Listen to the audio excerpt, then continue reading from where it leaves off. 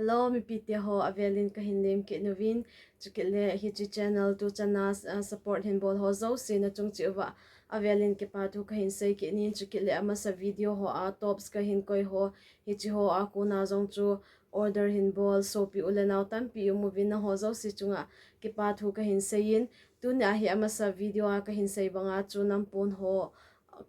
kahin koi de ka ti chu tu na hi kahin koi ding a hi ta in hi chi kanunga kahin koi ho hi a hi le mangvam a hi in vai phei zema wang chu ni ham azawin hi chi ho hi ana ve khom hi te sai pi khuma zong a umin sai pi khuma to mangvam a hi ki banga kahin gol nom lo za cho ban ba na kahin gol de hin hi chi ho hi a hi le mangvam ngan a hi in ka sai banga chun vai phei awang chu khat le ni azawin cho hi a size a lenin a size ke ya to ki bang uma hi le kahin ka ke de he aki khui wan zong no mon sa ji po tin kahin ka aji khu photo sample ading to go ma ban le na ho zo si zong kahin be sa nom ji wa chu kahin ka adim kahin koi ji a hin a size ne awang chu om be pun ke ding a ki tum tham choi a bona design ki bang he cho hi lam na ding a order hi za hi a design ho he bona ki bang so ke chilaya hi azem khachia chilaya to hin chilaya he ama sa bang banga cho chilaya he avom a hin chilaya he ake ama sa video a ka hin koi to chun a design bang chu ki bang so ke he cho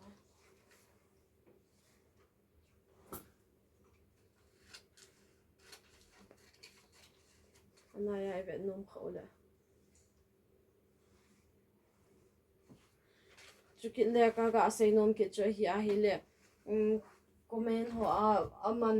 von man ti ho in dong zi ovin von hi ama apon to dong zui aban le design to dong zui a a hi in hi ti a hin aman chat wang hi hi ti chat ti ho chu ki sei the zilo za chu hin sei zilo a hi in number ki hin pi zia hin na hon na de yu to a design apon dong zui a na hin contact go ba hi le hi chi dong zui a chu ki ho the yu he ti chu ka hin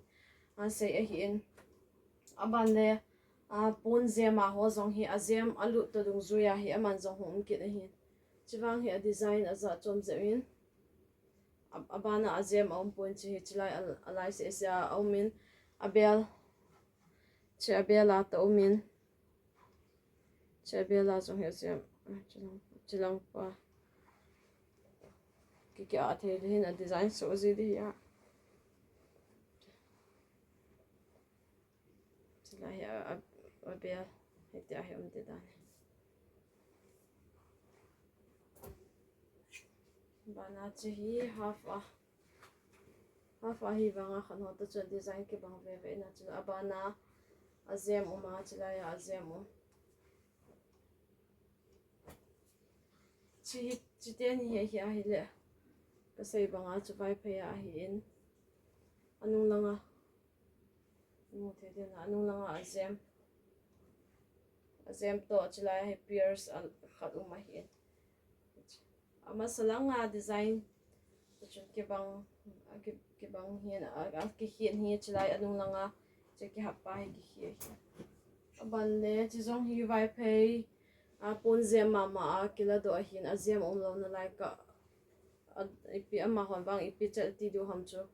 ka ha he lo za chin asan lai ka kho kila do ki ku he